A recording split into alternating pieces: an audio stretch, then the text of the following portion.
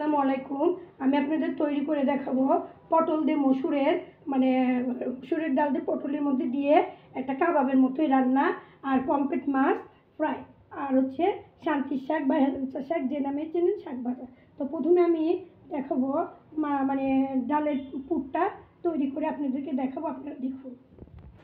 বন্ধুরা দেখুন, ডালের পুর দিয়ে পটলটা একটু ভুনা করে রান্না করব, খেতে বেশ কাবাবের মতোই স্বাদ লাগবে। তো দেখুন এতটুকু পরিমাণ লবণ দিয়ে দেবো, কারণ রান্নার সময় দিতে হবে, আর পটলের মধ্যে পুরটা যাবে। এই দেখুন প্রথমে দিয়ে দিলাম লবণ, তারপরে দিয়ে দিব আদা রসুন, তারপরে দিয়ে দিব যে গুঁড়া অল্প একটু, আর যা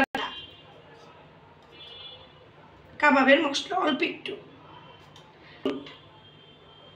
কিছুটা ঘি। এই দেখুন চামচের মাথায় হাফ চামচ পরিমাণ এই যে ঘি, আর এখানে যাবে কাঁচামরিচ কুচি, এভাবে কুচি করে নেবেন, কুচি করে নেবেন। পেঁয়াজও এভাবে কুচি করে নেবেন। তো একটু বেশি রাখলেও সমস্যা নেই, আজকে পুরা না হলে ফ্রিজে ডিপে রেখে দিবেন, অন্যদিন বের করে আবার বানিয়ে খাবেন। তো এগুলো তো প্রতিদিন বানানো সম্ভব না। আমার মেয়েরা কয়েকদিন ধরে ওরা বলছে যে আম্মু মসুরের ডাল দিয়ে পটলের মধ্যে ওইটা রান্না করে খাও, তো আমি তো সময় পাই না। এই দেখুন বন্ধুরা, ডালটা ধুয়ে ভিজিয়ে রেখেছিলাম, এখন সুন্দর করে এই যে মাখাবো, এইভাবে মাখাবো। তো বন্ধুরা দেখুন, এখন আমি এই যে মসুরের ডালের পুরটা পটলের মধ্যে ভরে দিব। এই যে এভাবে আপনারা দিয়ে দিবেন, খুব ইজি। এই যে ধীরে ধীরে ভিতরে দিয়ে আঙ্গুল দিয়ে একটু ঠেলে দিবেন, যাতে ভিতরে ফিল আপ হয়ে যায়। বেশি লাগবে না, কারণ ডাল তো ফুলবে। এই যে দেখুন এইভাবে বানাবেন, বাচ্চারা অনেক দিন ধরেই বলছে। এই যে দেখুন, এর মধ্যে ইচ্ছা করলে ডিম ভেজে দিতে পারেন, তবে আমি ডালের মধ্যে মাংস, মুরগি, ডিম কিছুই দিব না, ডালের পুর দিয়ে করব। ডালের পুরের মধ্যে পেঁয়াজ, কাঁচামরিচ, আদা রসুন বাটা, মরিচের গুঁড়া, কাবাব মশলা, আর দিয়ে দিয়েছি একটু ঘি। এটা দেওয়ার জন্য পটলটা খেতে অনেক স্বাদ লাগবে। এই যেভাবে আঙ্গুল দিয়ে ছেলে দিবেন। এই দেখুন, এই যে হয়ে গেল আমার খেতে খেতে খেতে অনেক মজা। আপনারা ঈদে আসছে কোরবানি ঈদে অনেকে মাংস খেয়ে বোরিং হয়ে যাবেন। তো এইভাবে পটলের পুর দিয়ে পটল হচ্ছে কাবাবের মতো করে রান্না করে খাবেন, অনেক ভালো লাগবে। তো আমি রান্নাটা আপনাদের দেখাবো, আপনারা ধৈর্য ধরে দেখুন। বন্ধুরা দেখুন পুরটা কীভাবে পটলের ভিতরে দিয়েছি। অ্যাকচুয়ালি এটাকে আমি পটলের কাবাব বলি। পটলের কাবাবটা খেতে আমার কাছে অনেক ভালো লাগে। তো আপনারা প্লিজ, ঈদে অনেক সময় আত্মীয় স্বজন আসবে গরুর মাংসের সঙ্গে, এই গরুর মাংস জাল দেওয়া, গরুর মাংস ভাজা, কাবাব, চিকা, সবই গরুর মাংস। কোরবানি ঈদ মানেই মাংস। তো প্লিজ আপনারা এভাবে করে খাওয়াবেন, মাংস ছাড়া ঘি দিয়ে মশলাটা ডালের পুরটা বানিয়ে নিয়েছি। ডালটা একটু ভিজে রাখবেন। দেখুন বন্ধুরা, দেখতে কি সুন্দর লাগছে। আমি 6টা পটল দিয়ে করেছি, আপনারা মানুষ বুঝে করবেন, আমি আমার পরিবারের মানুষ বুঝে করেছি। তো এখন আমি আপনাদেরকে রান্নাটা দেখাবো, প্লিজ আপনারা ভিডিওটি দেখুন। তো বন্ধুরা দেখুন, আমি এই যে তেলে পেঁয়াজটা একটু নাড়বো, এই যে হালকা নেড়ে ছেড়ে নেবেন। এই যে কিন্তু আপনারা খেয়াল করেছেন কি না, আমি কোনো রান্নাতেই পেঁয়াজটা তেমন লাল করি না, কারণ পেঁয়াজের বেরেস্তা লাল করে রান্না করলে আমার কাছে খেতে তেমন একটা ভালো লাগে না, অন্যদের কেমন লাগে জানি না। তো দেখুন আমি এই যে এই চামচের 1 চামচ 1.5 চামচ পরিমাণ হচ্ছে আদা রসুন জিরা একসঙ্গে বেটে দিয়েছি। আর এই দেখুন বাটিতে অবশিষ্ট ডাল একটু বেঁচে ছিল, ডালের মধ্যে পানি নিয়ে নিয়েছি। এই ডালটা রান্নার মধ্যে দিয়ে দেবো, কেমন। এখন যাবে লবণ 1 চামচ, কারণ ওখানে দিয়ে দিয়েছি। এখন আর দেবো না মরিচের গুঁড়া আপনি আপনার ইচ্ছা মতোই দিবেন, কারণ ঝাল আপনি আপনার স্বাদ মতো দিবেন। তারপরে হলুদ একটু বেশি দিবেন, কারণ পটলের কালারটা ভালো না আসলে খেতে ভালো লাগবে, কিন্তু দেখতে ভালো লাগবে না।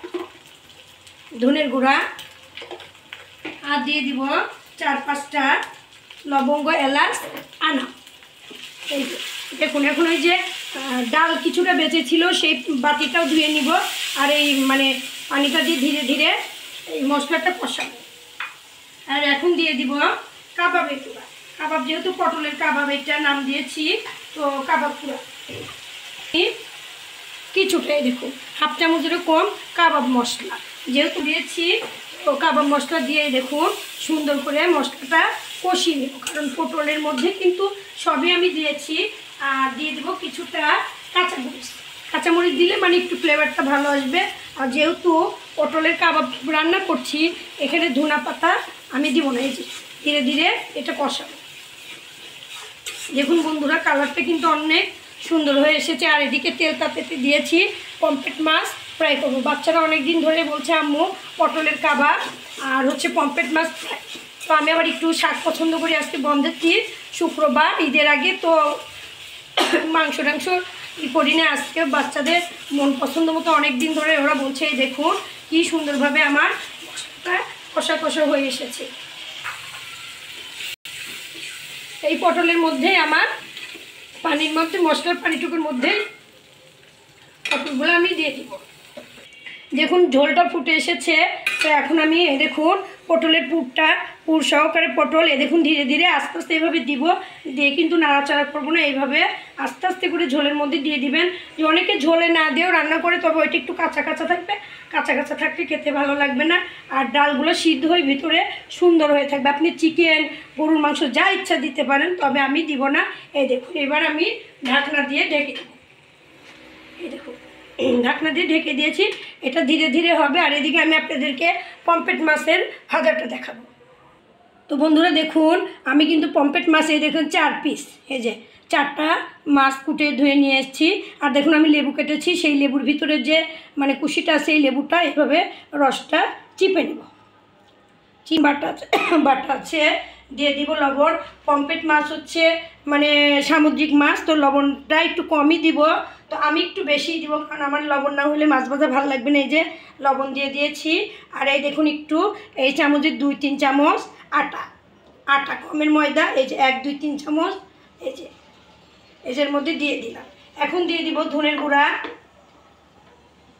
দেখুন এই চামচের 1/2 চামচ হলুদ গুঁড়া, ওই একই চামচের মশলাদার চামচের 1/2 চামচ।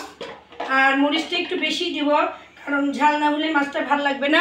আপনাদের দেখানোর জন্য আমি মাখিয়ে রেখে দেই নাই, কারণ আমি মাখিয়ে রেখে দিলে তো আপনারা বুঝতেন না। দেখুন এইভাবে পমফ্রেট মাছ সুন্দর করে এখন মশলাগুলো দিয়ে মাখাবেন। এই দেখুন ধীরে ধীরে মাখাবেন। মাখিয়ে ফ্রিজেও রাখতে পারেন, এমনিও আধা ঘন্টা 10 মিনিট 15 মিনিট আপনার ধুয়ে কাজের মানুষকে দিয়ে হোক নিজে হোক এভাবে মাখিয়ে সুন্দর করে রেখে দিবেন। এই যে কিছু সময় রেখে দিবেন। আমি তো কিছু সময় রাখবো না, তো আপনাদেরকে সরাসরি দেখাবো। এই দেখুন ধীরে ধীরে মাছের গায়ে মশলাগুলো আমি লাগাচ্ছি। দেখুন কি সুন্দরভাবে আলতো করে লাগিয়ে নেবেন। তো মাছ ভাজাতে কিন্তু একটু মশলা, আদা রসুন বাটা, মরিচ হলুদের গুঁড়া, তারপরে আপনার লেবুর রস, এগুলা দিয়ে মাছ সুন্দর করে মেরিনেটিং করে রাখলে এই মাছ খেতে ভালো লাগে। এই মাছ আসলে রান্নাও ভালো লাগে।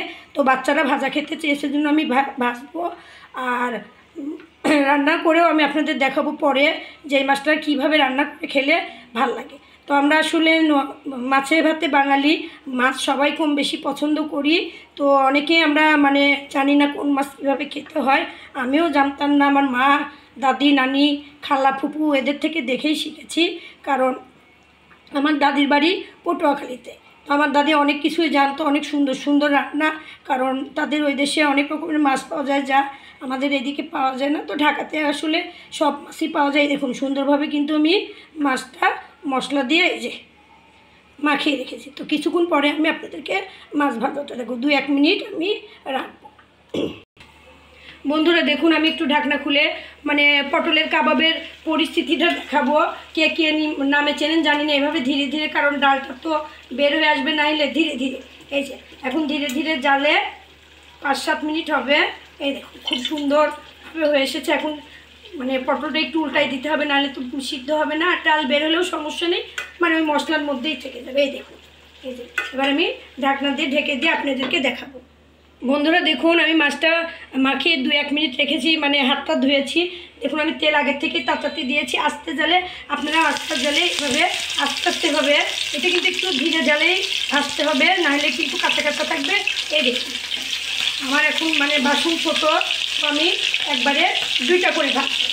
তো দেখুন মাছ ভাজাটা আপনারা দেখুন কীভাবে এই মাছটা ভাজবেন। এই মাছটা গরম গরম খেতেই ভালো লাগে, কারণ আমার সব রান্নায় একসঙ্গে শেষ হবে, আমরা গরম গরম খেতে।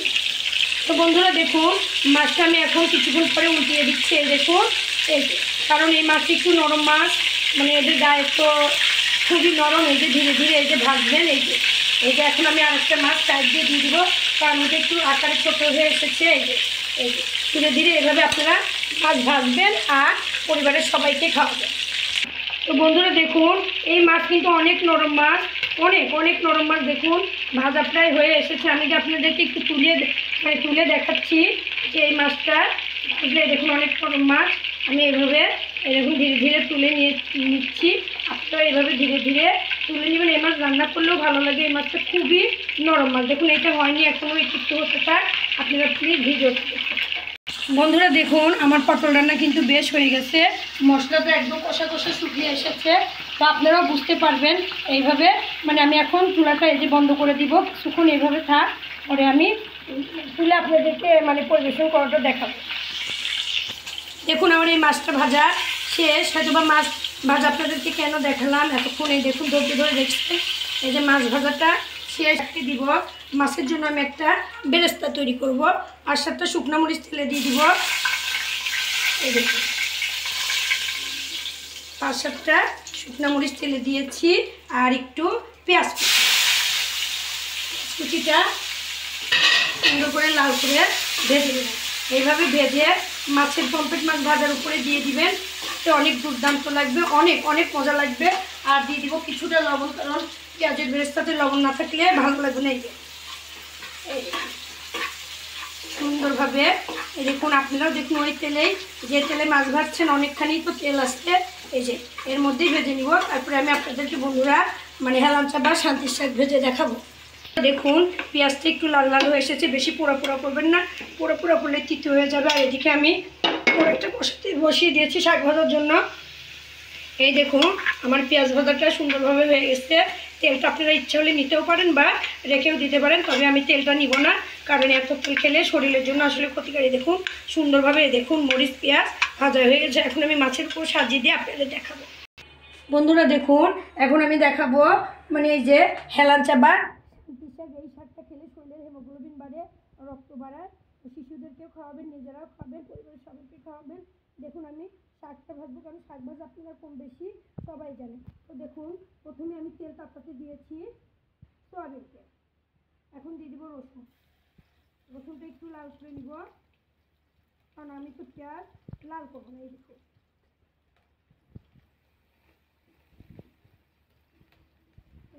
রসুনটা একটু লাল লাল করে নিব, যাতে রসুনের গন্ধটা বা ফ্লেভারটা খুব ভালো লাগবে। শাক ভাজিতে একটু রসুন বেশি করেই দিবেন।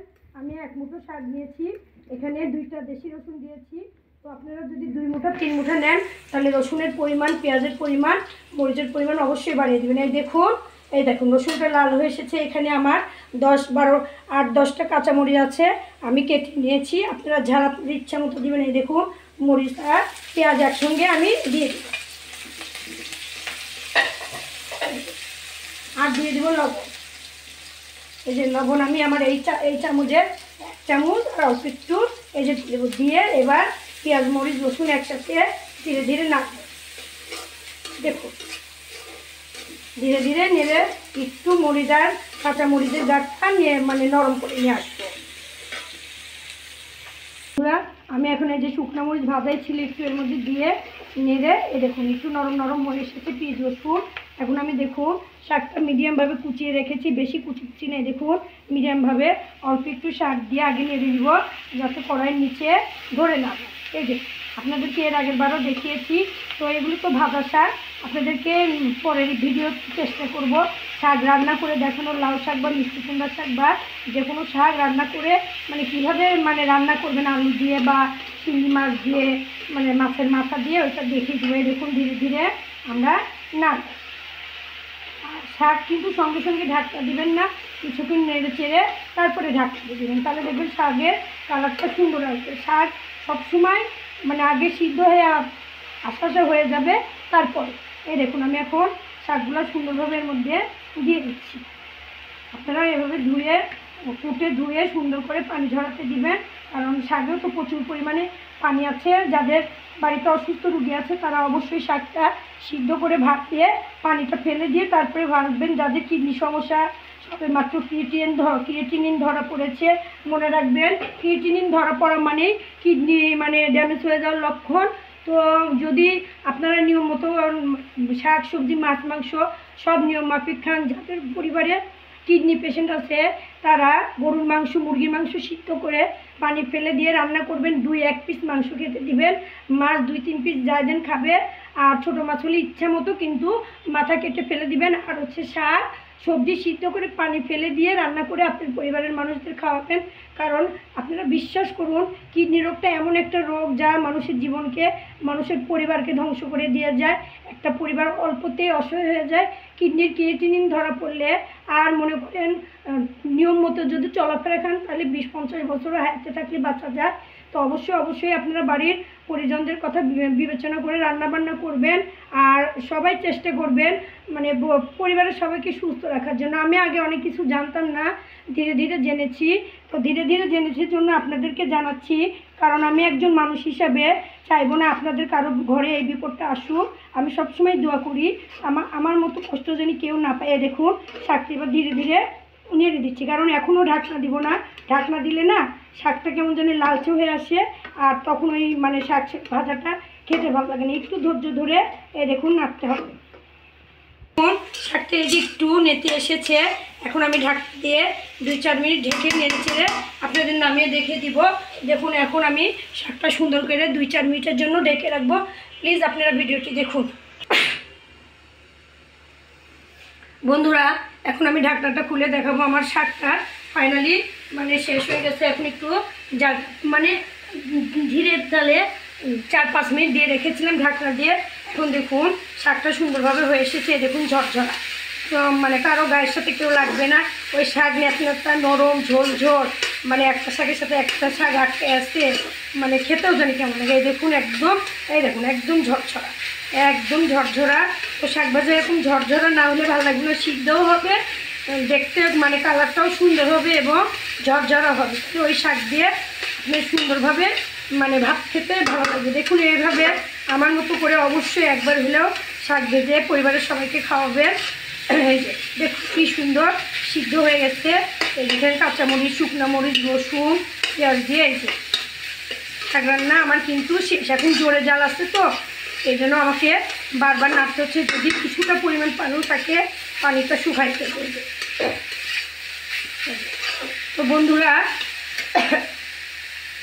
বন্ধুরা দেখুন আমার মতো করে আপনারা অবশ্যই রান্না করে খাবেন। বন্ধুরা প্লিজ আমার চ্যানেলটিকে বেশি বেশি করে লাইক শেয়ার ভিউ সাবস্ক্রাইব করবেন এবং বেল বাটনে ক্লিক দিয়ে রাখবেন, যাতে আপনারা নোটিফিকেশন পেয়ে যাবেন। নোটিফিকেশন পেলে আপনারা বুঝবেন ঈশা কিচেনে রান্না দেওয়া হয়েছে।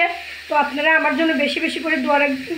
আমার পুরানো চুলা, পুরানো কড়াই, আমিও মানুষ পুরানো, তো ধীরে ধীরে আমার পরিবারের সব কিছু আমি চেঞ্জ করার চেষ্টা করব।